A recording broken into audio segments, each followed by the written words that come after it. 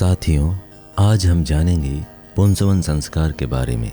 सामान्यतः गर्भ स्थापना के 3 महीने बाद गर्भ को स्थिर मान लिया जाता है। गर्भ स्थापना के उपरांत अर्थात 3 महीने बाद 8 महीने में 2 बार पुंसवन और सीमंतोन्नयन संस्कार बालक पर सुसंस्कारों की छाप डालने और माता पिता एवं कुटुंबियों को उत्तरदायित्व बताने के लिए किए जाने का विधान है। यह संस्कार गर्भस्थ शिशु के समुचित विकास के लिए गर्भिणी का किया जाता है। बालक को सुसंस्कारी बनाने के लिए सबसे प्रथम उसके जन्मदाता माता पिता को सुसंस्कृत होना चाहिए।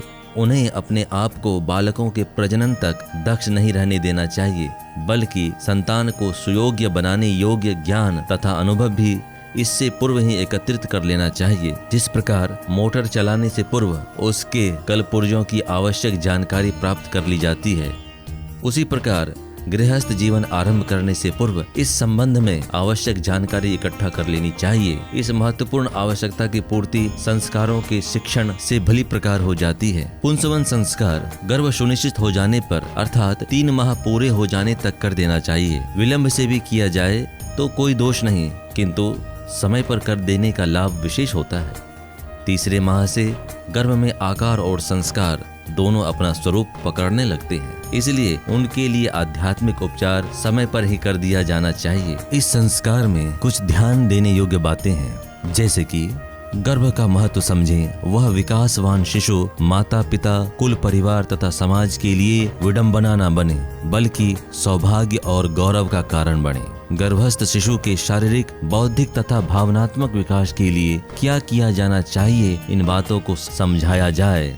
गर्भिणी के लिए अनुकूल वातावरण, खान पान, आचार विचार आदि का निर्धारण किया जाए। गर्भ के माध्यम से अवतरित होने वाले जीव के पहले वाले कुसंस्कारों के निवारण तथा सुसंस्कारों के विकास के लिए नए सुसंस्कारों की स्थापना के लिए अपने संकल्प, पुरुषार्थ एवं देव अनुग्रह के संयोग का प्रयास किया जाए। संक्षिप्त गायत्री हवन पद्धति के विधि विधान ही प्रायः सभी संस्कारों में काम आते हैं। प्रत्येक संस्कार या यज्ञ कार्य में पत्नी को दाहिनी ओर और पति को बाईं ओर बिठाया जाता है।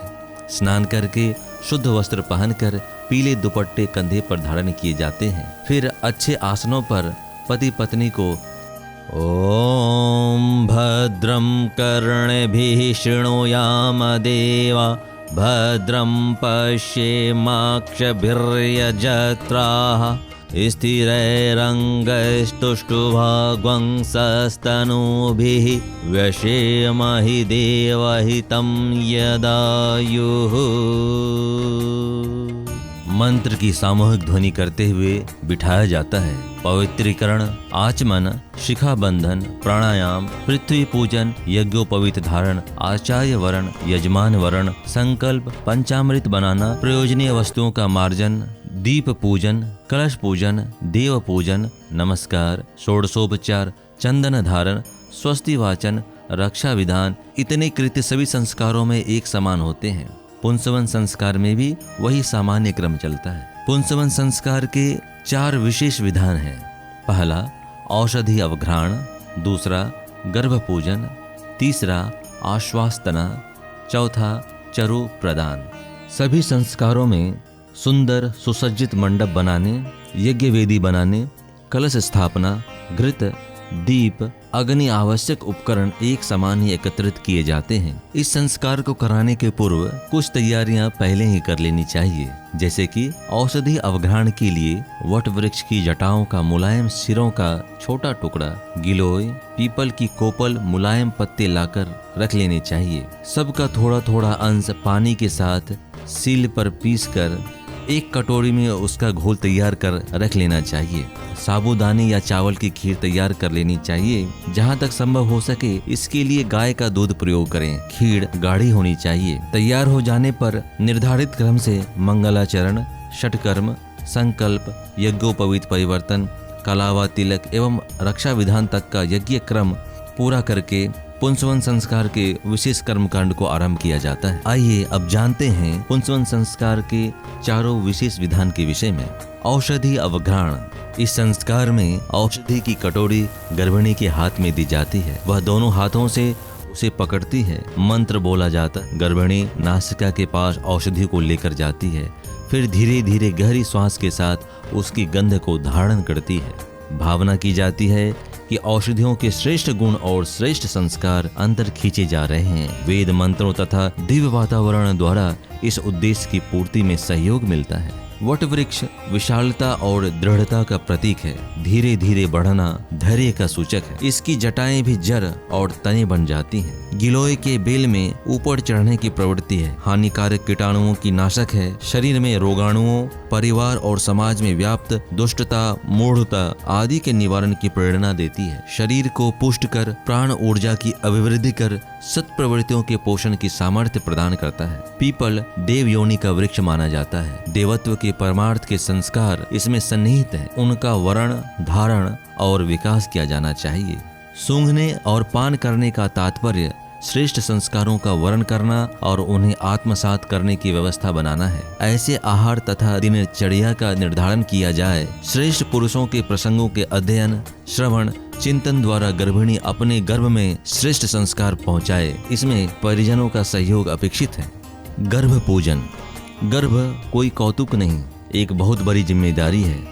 उसे समझा जाए और उसको उठाने की तैयारी मानसिक तथा व्यावहारिक क्षेत्र में भी होनी चाहिए। गर्भ के माध्यम से जो जीव प्रकट होना चाहिए उसे ईश्वर का प्रतिनिधि मानकर उसके लिए समुचित व्यवस्था बनाने तथा उसके स्वागत की तैयारी करनी चाहिए।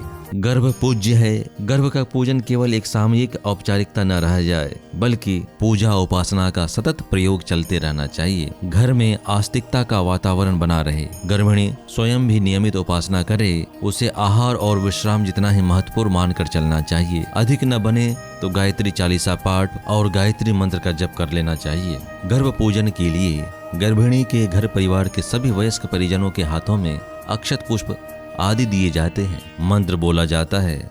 मंत्र समाप्ति पर एक तस्तरे में एकत्रित करके गर्भिणी को दिया जाता है। वह उसे पेट से स्पर्श करके रखती है। भावना की जाती है कि गर्भस्थ शिशु को सद्भाव और देव अनुग्रह का लाभ देने के लिए पूजन किया जा रहा है। गर्भिणी उसे स्वीकार करके गर्भ को वह लाभ पहुंचाने में सहयोग करती है। आश्वासना।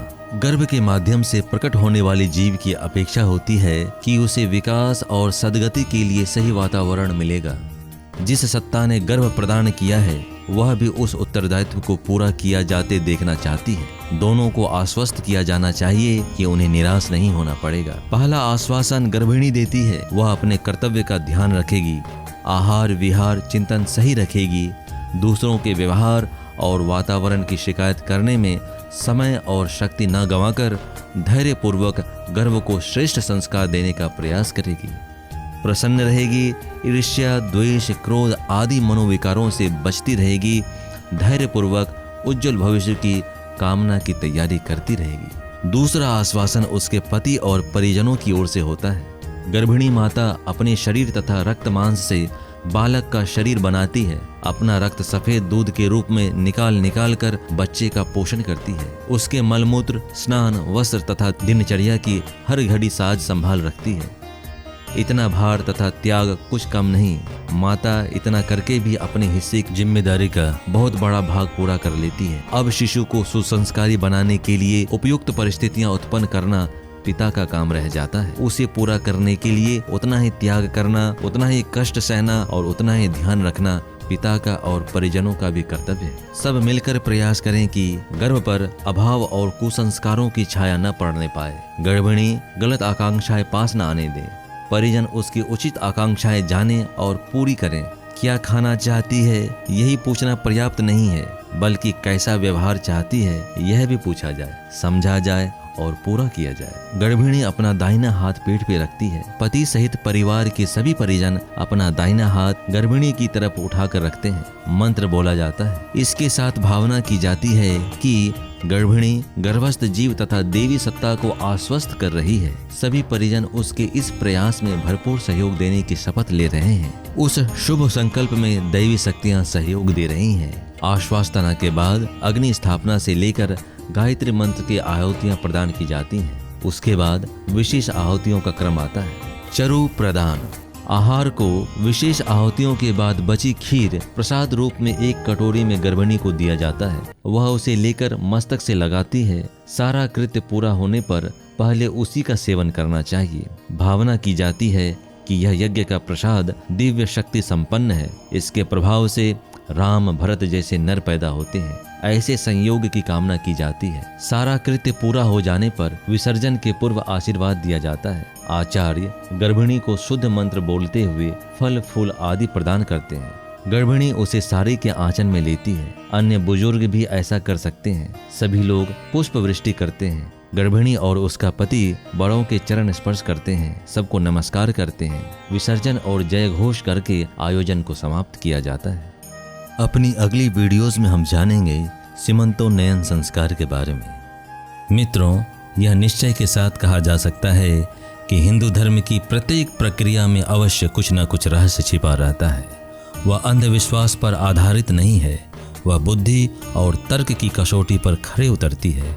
हम उन्हें बाह्य दृष्टि से देखते हैं, उनकी गहराई तक पहुंचने का प्रयत्न नहीं करते, इसलिए नासमझी के कारण उनकी उपेक्षा करते हैं। परंतु अब समय आ गया है कि हम उनको समझें और पुनः उनको जीवन विकास के लिए प्रयोग में लावें। साथियों, यदि आप सनातन धर्म विज्ञान से जुड़े रहस्यों के बारे में जानना चाहते हैं तो इस चैनल को सपोर्ट करने के लिए इसे लाइक, सब्सक्राइब और वीडियोस को अधिक से अधिक शेयर अवश्य करें। धन्यवाद।